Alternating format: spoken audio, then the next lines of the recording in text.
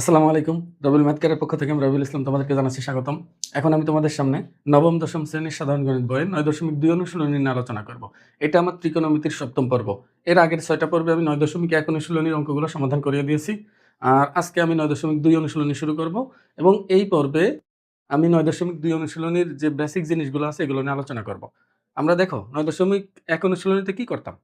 ওখানে কোণের মান নির্দিষ্ট থাকতো না। কোণটা চলক হিসাবে থাকতো এ, থিটা এগুলো। কিন্তু এইখানে আমাদের কোণের মান দিয়ে দিবে। 30 ডিগ্রি, 60 ডিগ্রি এগুলো দিয়ে দিবে, আমাদের মান বের করতে হবে। অথবা কোণের মান দিবে না, আমাদেরকে কোণের মানই উল্টা বের করতে হবে। মানে বিষয়টা হলো কোণের মান দিয়ে বলবে মান কত, অথবা মান দিয়ে বলবে কোণের মান কত। ২ রকম অঙ্ক এখানে আমরা পাবো। তো এটার জন্য, এটা পারার জন্য আমাদের কিছু জিনিস জানতে হবে।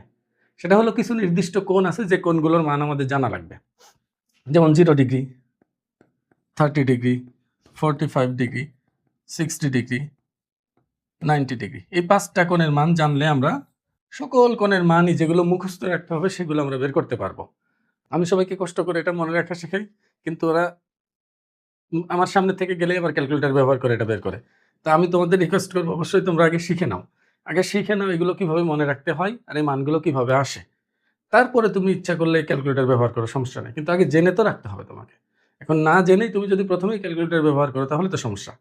তো একটু মনোযোগ দিও, তাহলে খুব সহজেই মানগুলো কিভাবে আসে সেটাও বুঝতে পারবে এবং কিভাবে মনে রাখতে হয়, মনে রাখার কয়েকটা টেকনিক আছে। সেই টেকনিকগুলো আমি তোমাদেরকে বুঝিয়ে দেব। একটু মনোযোগ দিলে আশা করা যায় বুঝতে পারবে। একটু দেখো।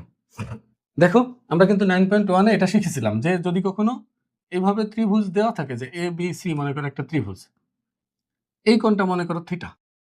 তখন আমরা শিখেছিলাম যে sin থিটা সমান হলো লম্ব বাই অতিভুজ। লম্ব হলো AB, অতিভুজ হলো AC। ঠিক একইভাবে cos থিটা সমান হলো ভূমি বাই অতিভুজ। ভূমি হলো BC আর অতিভুজ হলো AC। এভাবে করে tan থিটা, cot থিটা সবই আমরা বের করতে পারতাম। লম্ব বাই ভূমি মানে AB বাই BC। এখন তুমি আমাকে বলো, এইখানে জিনিসটা কি হতো? আমাদের কোনটা ছিল অজানা, কোনটা আমরা জানতাম না।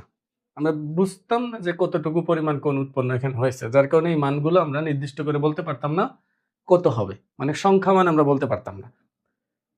যার কারণে আমরা লম্ব বাই অতিভুজই রেখে দিতাম। কিন্তু এইখানে আমাদের এখানে মান কোণ বলে দিবে। তোমাকে বলে দিবে sin 0 ডিগ্রি এর মান কত, বা sin 30 ডিগ্রি এর মান কত, sin 45 ডিগ্রি এর মান কত, sin 60 ডিগ্রি এর মান কত। এভাবে তোমাকে জিজ্ঞেস করবে, বলে দিবে। এখন এই মানগুলো কিভাবে আসে, আমি কিভাবে আসে সেটাও তোমাদের বুঝিয়ে দিব। কারণ পরীক্ষায় এটা আসে, বিশেষ করে 60 ডিগ্রি, 30 ডিগ্রি এবং 45 ডিগ্রি। এই ৩টা কোণের মান তোমাকে জ্যামিতিক পদ্ধতিতে বের করতে দেয় অনেক সময়। তোমাকে পুরো প্রসেস দেখায় তারপর এটা করতে হবে। তো আমি এটাও শিখিয়ে দেবো। দেখো, প্রথমে আসি আমি 0 ডিগ্রির মান কিভাবে বের করবো। আচ্ছা, 0 ডিগ্রি মানে কি? এই থিটাটা দেখো, একটু ভালো করে খেয়াল করো। এই আমি যদি কোণের মান কমাতে থাকি, থিটার মান নিশ্চয়ই এটা থেকে এটা কমে গেছে। আমি যদি আরো কমাতে থাকি তাহলে থিটার মান কিন্তু আরো কমছে। যদি আরো কমাতে থাকে এভাবে, তাহলে থিটার মান আরো কমতেছে। দেখো, একটা জিনিস ভালো করে খেয়াল করো, থিটার মান যখন বেশি লম্ব তখন বড়। থিটার মান কমতেছে, লম্ব আস্তে আস্তে কমতেছে। থিটার মান যখন আরো কমছে, লম্ব আরো কমে গেছে। থিটার মান যখন আরো কমে গেছে, লম্ব তখন আরো কমে গেছে।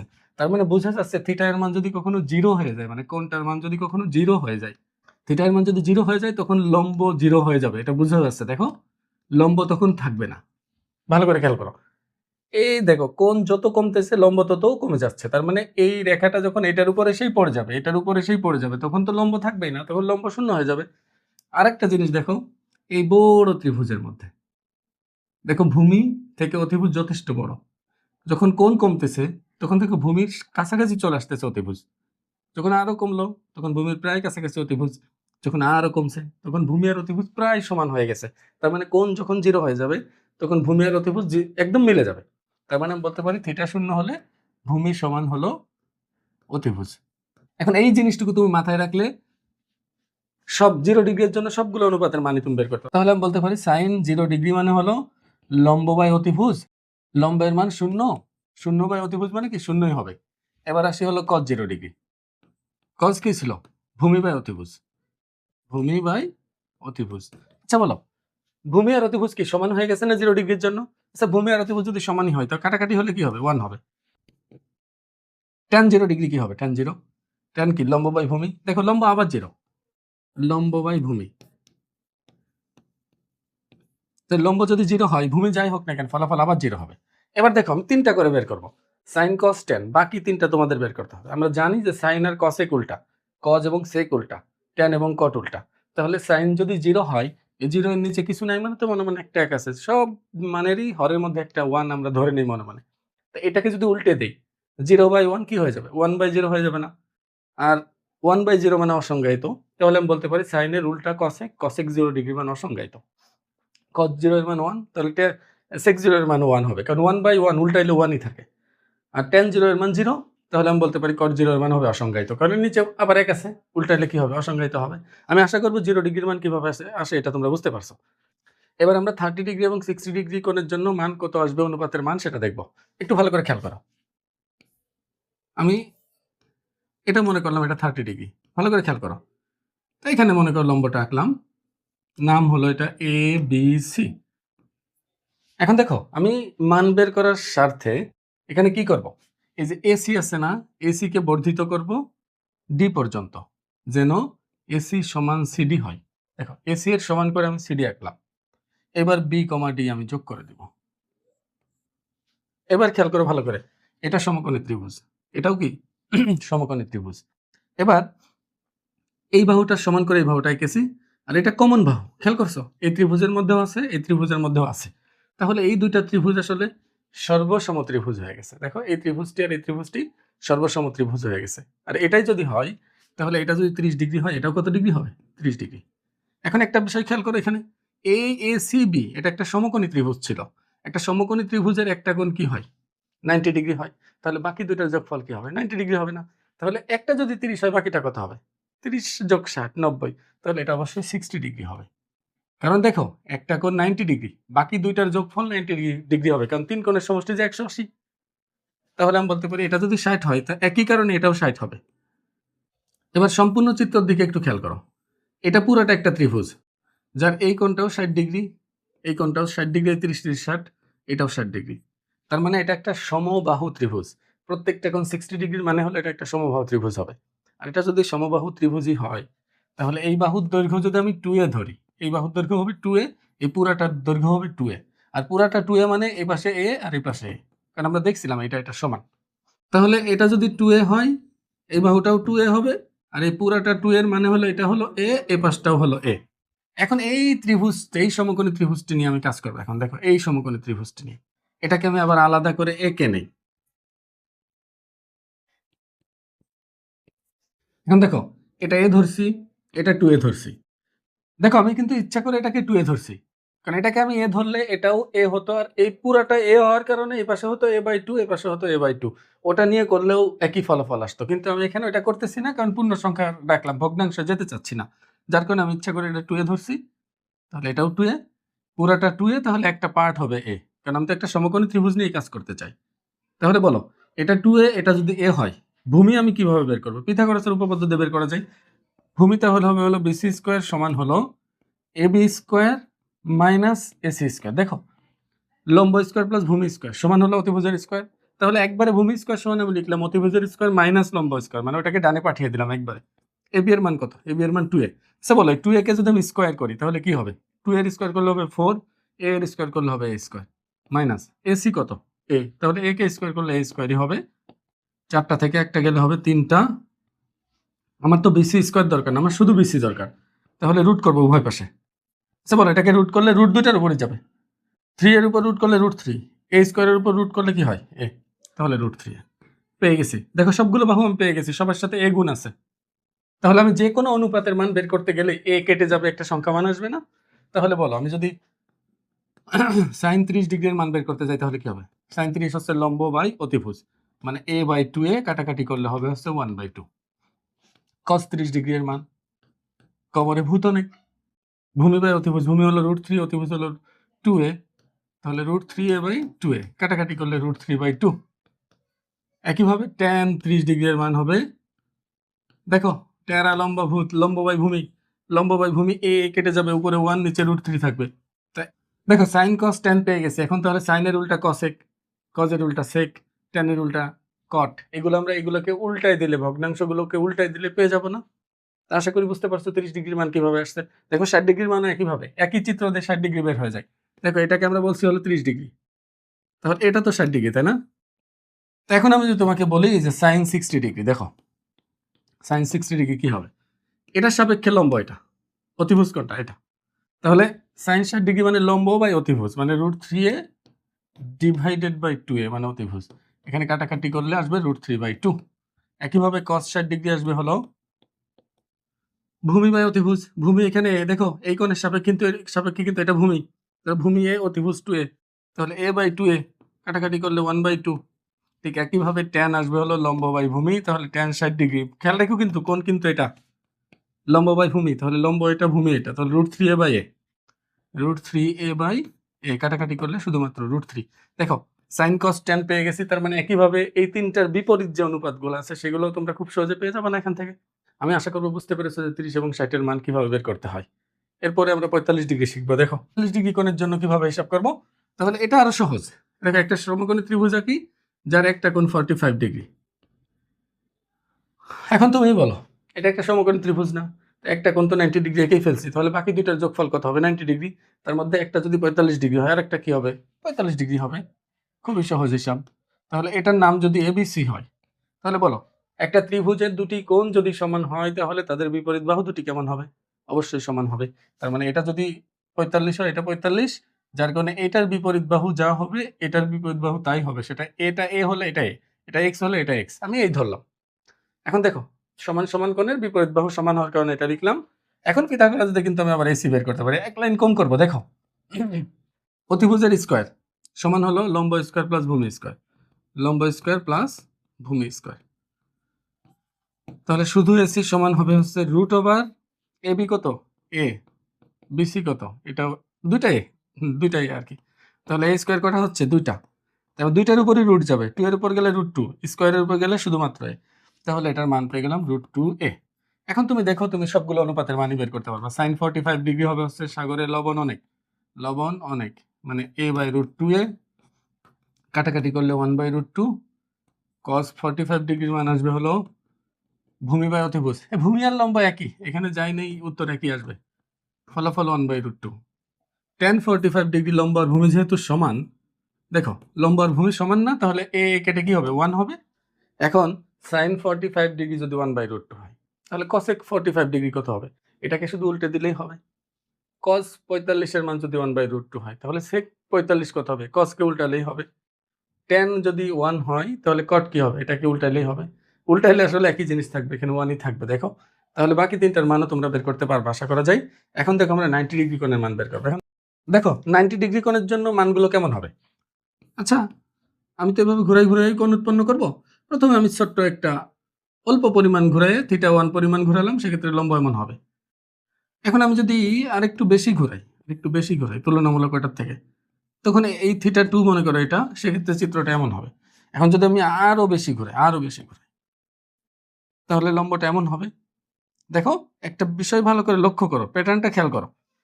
যখন কোণের মান কম তখন লম্বটা যথেষ্ট কম আর অতিভুজ আর ভূমি প্রায় সমান। কিন্তু কোণের মান যখনই আস্তে আস্তে বাড়তেছে তখন লম্ব আস্তে আস্তে বড় হচ্ছে আর ভূমি আস্তে আস্তে ছোট হচ্ছে। তাহলে কোণ যখন আরো বেড়ে গেল তখন লম্ব আরো বড় হলো, অতিভুজ আরো ছোট হলো। এখন যদি কখনো এমন হয় যে আমি পুরাপুরি 90 ডিগ্রি দিয়ে দিলাম কোণ, তাহলে সেক্ষেত্রে লম্ব এইখান থেকে লম্ব টানলে লম্বটা এটার উপরই চলে আসবে না? তার মানে যে বিন্দু থেকে লম্ব আঁকতেছি সেটা অতিভুজ আর লম্ব কিন্তু সমান হয়ে যাবে। দেখো এটা অতিভুজ, এটা লম্ব, এটা অতিভুজ, এটা লম্ব, এটা অতিভুজ, এটা লম্ব। লম্বটা আস্তে আস্তে অতিভুজের সমান হয়ে যাচ্ছে। তাহলে যখন 90 ডিগ্রি হবে তখন ভূমি হয়ে যাবে 0। দেখো ভূমি আস্তে আস্তে কমতেছিল, কমতে কমতে ভূমি 0 হয়ে গেছে। তাহলে বলতে পারি এই শর্তে হলো ভূমি 0। এই শর্তের জন্য ভূমি হবে 0 আর লম্ব আর অতিভুজ সমান হবে। লম্ব সমান অতিভুজ। তাহলে আসি এবার sin 90 ডিগ্রি এর মান কত বলো? লম্ব বাই অতিভুজ। লম্ব হলো দেখো লম্ব বাই অতিভুজ দুইটাই সমান। তাহলে সমান সমান জিনিস দুইটা ভাগ করলে ফলাফল কত আসবে? 1 হবে। এবার যদি বলি cos 90 ডিগ্রি, cos 90 ডিগ্রি কি হবে? এটা কি ভূমি বাই অতিভুজ না? তা ভূমি হলো 0। শূন্যকে অতিভুজ দিয়ে ভাগ করলে ফলাফল কি আসবে? 0 আসবে না, তাহলে 0। এবার যদি tan 90 ডিগ্রি বলি, এটা কি লম্ব বাই ভূমি না? দেখো লম্ব ডিভাইডেড বাই ভূমি। লম্বকে যদি ভূমি দ্বারা ভাগ করি, লম্ব যাই হোক ভূমি তো 0, কাউকে 0 দিয়ে ভাগ করলে কি অসংজ্ঞায়িত হয়ে যাবে না সেটা? তাহলে এটা হয়ে যাবে অসংজ্ঞায়িত।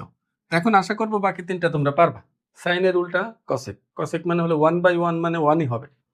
cos 90 ডিগ্রি মান 0, তাহলে cos 90 ডিগ্রির মান 0 মানে হলো sec হবে cos-এর উল্টা। তাহলে sec যদি আমি উল্টাই, নিচে তো একটা 1 আছে, উল্টে দাও তো। 1 উপরে 0 নিচে। এর মানে কি অসংজ্ঞায়িত হয়ে যাবে। তার মানে sec 90 ডিগ্রির মান অসংজ্ঞায়িত হবে। আর tan অসংজ্ঞায়িত মানে কি? হরে 0 আছে এজন্য তো অসংজ্ঞায়িত হয়। তাহলে এটাকে যদি উল্টায় দেই তাহলে 0 চলে যাবে উপরে, সংখ্যা চলে যাবে নিচে। তাহলে 0 বাই সংখ্যা মানে কি? 0। তাহলে আমরা বলতে পারি cot 90 ডিগ্রির মান হলো 0।